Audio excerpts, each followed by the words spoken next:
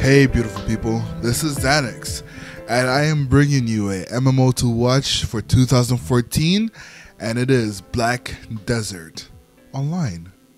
Now, this game is pretty freaking epic because right now it is not clear whether this game will be free to play or pay to play, but there are some juicy details already available for this game, available via the Korean test, and I want to bring it to you guys' attention because I feel like this game will revolutionize sandbox MMOs forever.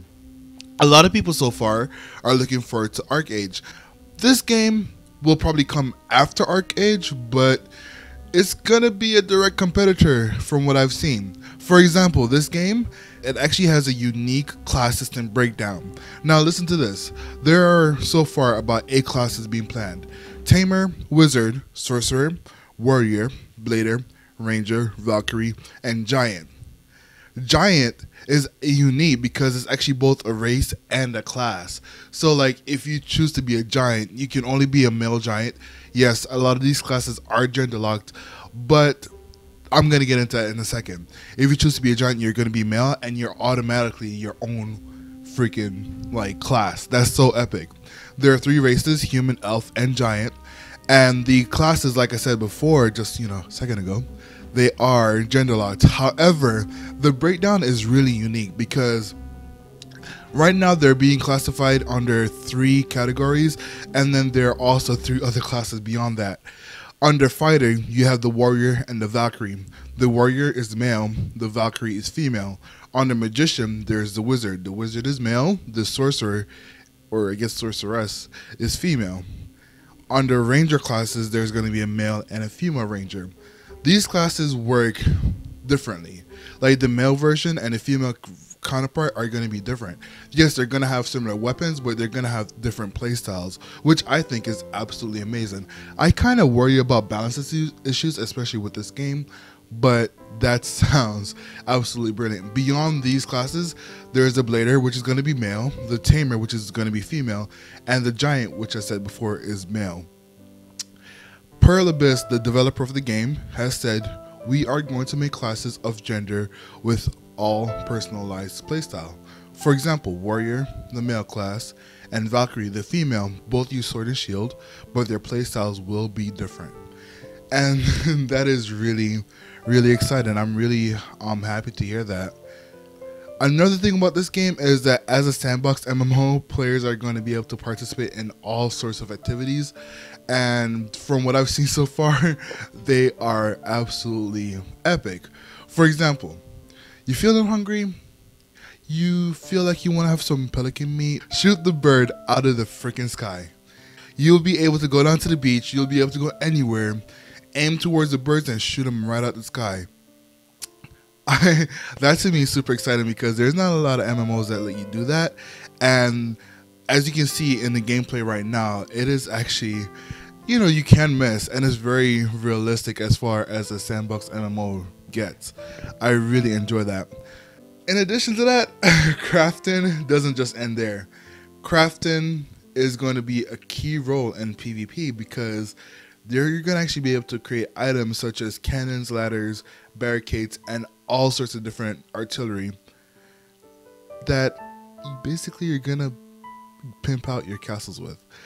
And that is super exciting to me. Like I've stated it many times, but I'm a huge PvP fan, and I'm like, the more I read about this game, the more I found out about this game in the past few months, I have just been looking forward to this game so much. Speaking of PvP though, it doesn't even end there. People complain a lot about Terra because of the open world PvP. If you don't like Terra, you're probably not gonna like Black Desert because, well, from what I've seen, it's actually gonna be more hardcore. Now, people have different definitions for hardcore, but I'm just gonna say it, and you can decide whether this is hardcore to you or not. Guild vs. Guild, Siege Castle Wars will be a large portion of the PvP content. This means it's going to be similar to what you see kind of in Guild Wars 2's World vs. World, where you actually break down castle doors, you storm the castles, you occupy the castles for X amount of time, and then you basically dominate that castle and you dominate that territory. This actually has deep implications, and you don't necessarily want to die in it, because when a player dies, there's actually a chance of them dropping items that are on them. So that's a little of the hardcore element that I was kind of hinting towards. At least to me, that's hardcore. I haven't seen that since like back in the day, RuneScape and Tibia. In addition, there's going to be open world PvP, which is again like how I would compare it to Terra, but in open world PvP, you're actually going to have a chance of dropping the items. It is not yet detailed whether you can turn on the PvP, turn it off if you want to be eligible, or if they're just going to be PvP servers and then non-PvP servers. That's not available as of yet, but right now what I'm telling you is what is available. In addition, each guild is only allowed to have a max of 4 castles at any one time, and when they own a castle, I told you it has deep implications. People who own a house or live in that territory will have to pay taxes to that castle owner or to that guild that owns a castle in that territory. So it is really exciting. PvE in the game right now there's not really too much to be excited about.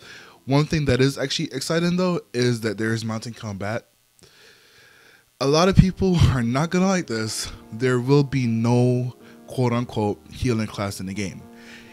All the other classes will have a role, like the tamer will be a support role, the warrior will be like the tank, the giant will be like I believe a DPS. So there are roles, but there is apparently is no healing class in the game. Does that mean like it's going to be like Guild Wars 2 where every class can heal themselves? I don't know that personally. I have not seen that as of yet, but it's going to be interesting to see how they handle healing within the game. With this being said, there are deeper implications though, because there are going to be dungeons, instant dungeons, raids, that sort of content. So it's going to be really interesting to see how the dynamic of players works without there being a healer, without there being the traditional Holy Trinity. It might be replaced with something else like a support role, not a healer per se, but like a support DPS, or yeah, it's only time will tell. The game is super exciting though. Right now it's in closed beta in Korea, and it's being published by, I believe, Dom or NeoWiz. However, this is super exciting. Pearl Abyss is already working on an English version of the game, and it is expected to be finished by the next coming beta, which is this spring. Or the next closed beta for Korea, which is this spring. So it's super exciting, guys. This game looks beautiful. It looks tremendous. I am a little bit more excited for this one than Arc Age. I'm going to look forward to both games, but this game is definitely an MMO you should keep your eyes on, especially if you are a PvP fan.